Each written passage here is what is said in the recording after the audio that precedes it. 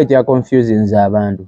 Calvin Kayanja ye asinze okuma mu muliro okuyimiriza embaga mbo King Sheebah tusooke tumuzimbire mbu yekisingo be ekyamakulu. Naye kyolino manya Calvin Kayanja ekyo teyakirese mu mutima mulungi. Kyobola bawe yazze yayitidde mu kuvuma kumpe mulawe mula okitegeera. Mwebale kubanga mutulaba yona gye musinzire kubanga mutulaba Hands for Life Wonder Boy UG agomkutuke tuli ndino Omukunja Atasera omusajja naggwano omusajja omugole omusajja kawaji. Omanyi step eyo abamu tugirabanga oba oli awo kirabika mu bulamu bwaffe step y'embaga. Embaga etadde ebitiibwa byonna. Embaga etadde abantu bangi ku bunkenke n'abakungu batya abantu bangi abeeyita abakungu bazaala mu baana ba bannaabwe balina abakazi babakweseyo tebabakolako mikolo kati abakazi nabo babatadde ku pressure agamba King Sheebah egwe mwayitanga omulalu huyo agenda samba gawuni ffe tuli wano kati abasajja basattira boy. Kulirayo nakolejjo twavuddeyo. It was a blessing. Mukama yasaasidde King Sheebah n'afuna poloti n'ekisingira ddala okusanyusa nti poloti yagiguze Kampala ate ku ntuuyo ze. Webale nnyo webalire ddala Mukama Katonda Taata. Era Mukama yamusobozesezza okugula poloti, nze nina okukkiriza n'okuzimba ajja musobozesa azimbe. Ebintu byokola nga bigenda mu kamera naddala kati ebintu ebimu ebirabika nti binene byo abalabe toli kubayita kweyongera anti abalabe olaba banyiiga luli nga tetulina kye tukoze kati katukolere ddala banyiigire ddala. Nze njagala mbeere wano bankubira essimu okwo okunyiiganyiiga kwali okunyiiga tekumala. Nze njagala baŋŋambe nti yeggalidde mu kakebe k'ekizigo n'afiiramu. Ebyo byanyiiganyiigako bitono. Abantu abalala abantu abalala omubi ali omu. Bano abalala baba mu vibe baba tebanyiize. Omuntu yenna anyiiga ku lwa Sheebah ng'aguze poloti gw'olike obaako kikyamu mullo. Saagala nnyo kwogeza bigambo bitali birungi. Naye byaddala omuntu ng'olabye King Sheebah yakusuubiza omwana Mukama byamuyisizaamu. Sheebah n'abaako katuuseeko gwe mu kifo ky'ogamba Mukama weebale n'ozimbawo omutima nga walayi toba fair bro oba my sister. Toba fair ge mazima.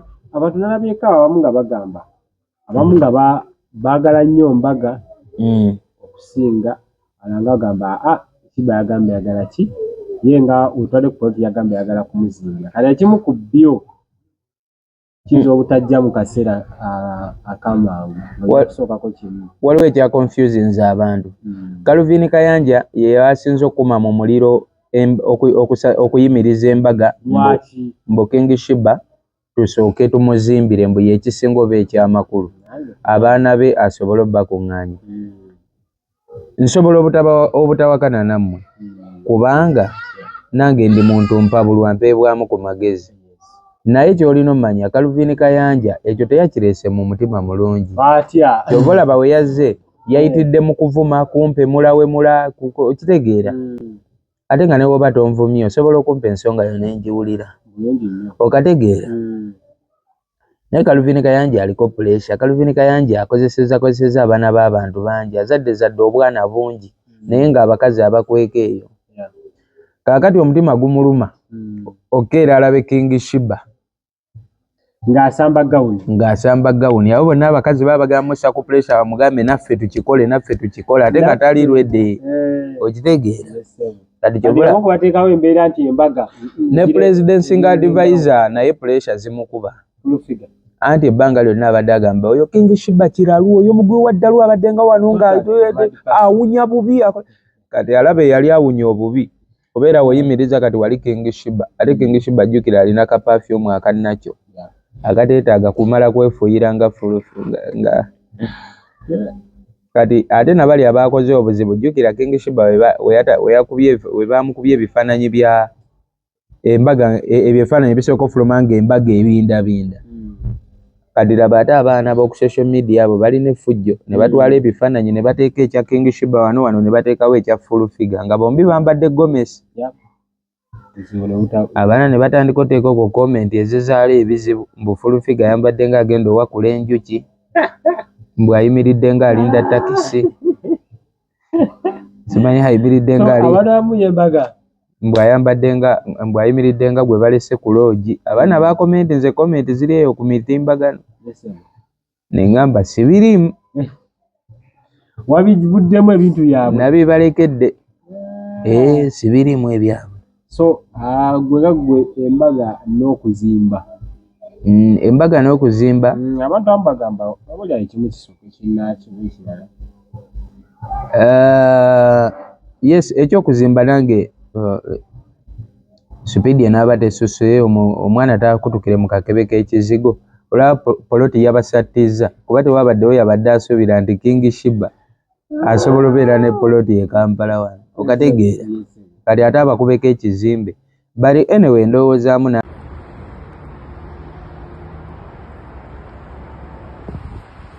Good day, people in Asia, Africa, Europe, and all over the world. My name is Andrea. Are you in the medical field or you want to know and learn more about maternal, newborn, and child health? Well, look no further.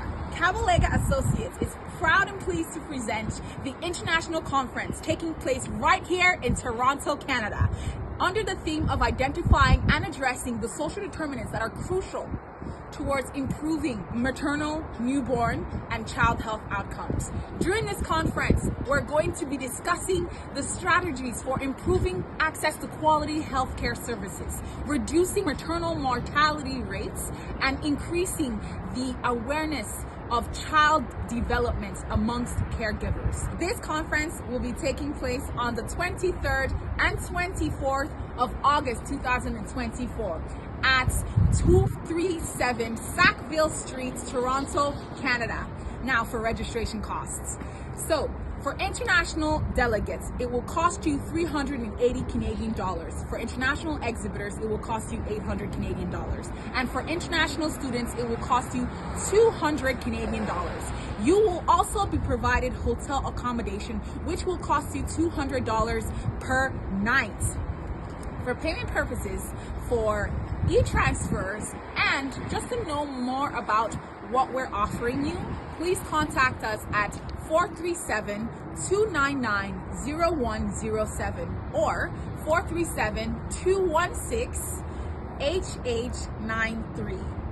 You can also email us at kabalegaassociates@gmail.com. Our website is www.kabalegaassociates.com. I am looking forward to seeing you there. Goodbye. ng'oggyeko olulimi olubi Calvin Kayanja lwe yakozesezza yatusuubiza n'ensawo za seminti 50 simanyi oba yabadde mu butaala oba kwesudiyamu naye ekirungi yabyogeredde ku intaneti. Kati nange kantunule bwe tulaba ensawo 5 kati kyekisobola otugaana okategeera naye eriyo okubanga yabadde yesudiyamu ng'ayagala omanyi abo abasajja abamu ajja ku TikTok n'asanga omuntu ku live n'asindika guesting request n'agamba ne ku nnyimbe babikola abawo Frank abikola nnyo n'agamba namwandu ngenda mulabirira n'abaana b'omugenzi ngenda baweerera abantu ne bakuba engalo obuwala obuliwo ne butandika okugamba oyo musajja gwe nino zaalira olaba alabirira abatali babe bwe muva mu kamera bwe muti oba olumbe ne luggwa okategedde boy ne Calvin Kayanja ayinza okuba yaddaze ku live katulabe tulindemu tulabe bw'aba yabadde azze ku live kwetega buwala nakyo tugenda kira bwamulabye bw'atatuwa seminti bw'ataleeta seminti oyo kubanga natunuddemu seminti ensawo 5 z'aba yatusuubizza zeyasuubiza King Sheebah zisobola okukola omulimu ate enju eba tewedde enju eba ewedde then kyawo birala ndowooza nga bulooka mitayimbwa mayinja misuma sizimbangako naye kyemanyi bingi naye nga tujjayiriba kubanga King Sheebah kati era naye ngenda fuba olaba ng'ayiriba ng'akola agende mu byafaayo ng'omuyimbi asinga obuto omuyimbi omukyala asinga obuto biliyoni yasinga obuto biliyoni y'omuto tumutume Proud Mulalu ak'obulalu tekavaawo kati bakamulemezaako kati we bakamulemezaako ffenna batuyita nange baŋŋamba ndi mulalu bagamba amawobe bazola towakananga nabo bagamba otalina yadde ettondo ly'amagezi kuba wonna ayagala owakana nabo bakakasa ogenda malawo obudde bungi kuba kakati wenkeera mbakakasa ennyo nti siri mugwi wa ddalu nga bampale nti nga bampa emmere okategedde kati mukakase bakakase lumu bagamba oli mugwi wa ddalu full stop tugende mu maaso embaga yaffe kati n'okuzimba biri mu pipeline ati nze kyendyo bbalaye Kaluvini Kayanja tusooke mbe mugonvu mulage ebyembaga mbivuddeko tusooke tumuteguleko seminti oyo ensawo ameka w'amaliro zituwanga ffe tuzirina tuziteeke wali okuzimba kugende mu maaso gwe kyolina omumanya akaakaana kalina osamba gawuni eyo embaga teryage oba kiki njagala nkubuulire King Sheebah ku nesunga gye yeesungamu embaga ku university bankubira engeri kesiriiyo yes alo ayamatu ndi ku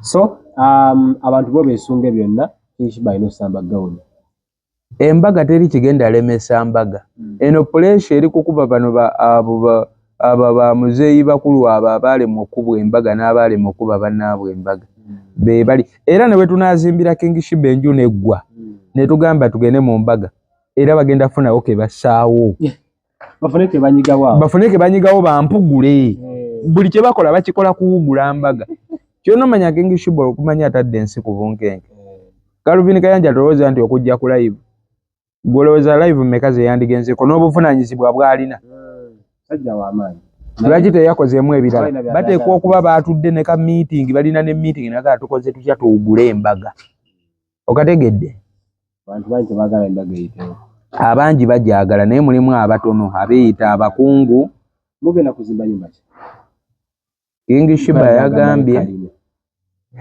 alina sente ezizimba kalina King Sheebah ebirungi ng'ayagadde ebirungi ng'ayagadde ebirungi ayagalamu swimming pool ayagalamu yagambye efumbiro ayagala waliki ne kabonaabona nnyo kamaama mukama akasaasire byekaagala bituukirire boy nange nja mulwanirako nja mubeerera mu ttaano kale okujjako gwolina ekyakyagala okugattako twagala okubasiibula abalungi mwebale nnyo ababeereddewo King Sheebah okuva ku lunaku luli eri nga tutandika ne kaakati nange mbasuubiza nja kukolako ekyo kyempulira nga kyensobola tulabe mukama oba oli awo anaasaasira ne Hanis ono mwebaze nnyo Wonderboy Yugi yemu ku zikyano bambi ezibeereddewo King Sheebah so mwebale nammwe kubawagira nange we shall be so positive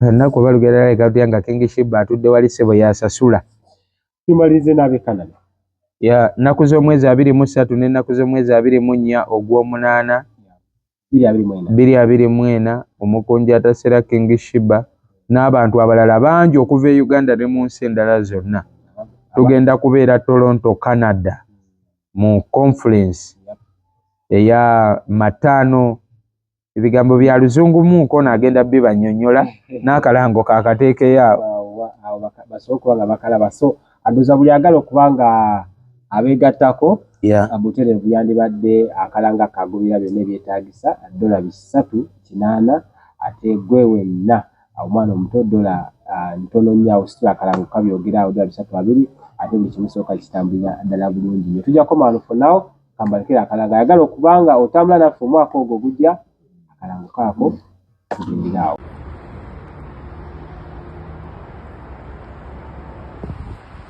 Good day, people in Asia, Africa, Europe, and all over the world.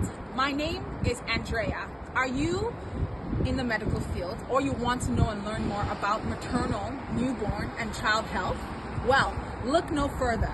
Kabalega Associates is proud and pleased pleased to present the international conference taking place right here in Toronto, Canada, under the theme of identifying and addressing the social determinants that are crucial towards improving maternal, newborn, and child health outcomes. During this conference, we're going to be discussing the strategies for improving access to quality healthcare services, reducing maternal mortality rates, and increasing the awareness of child development amongst caregivers. This conference will be taking place on the 23rd and 24th of August 2024 at 237 Sackville Street, Toronto, Canada.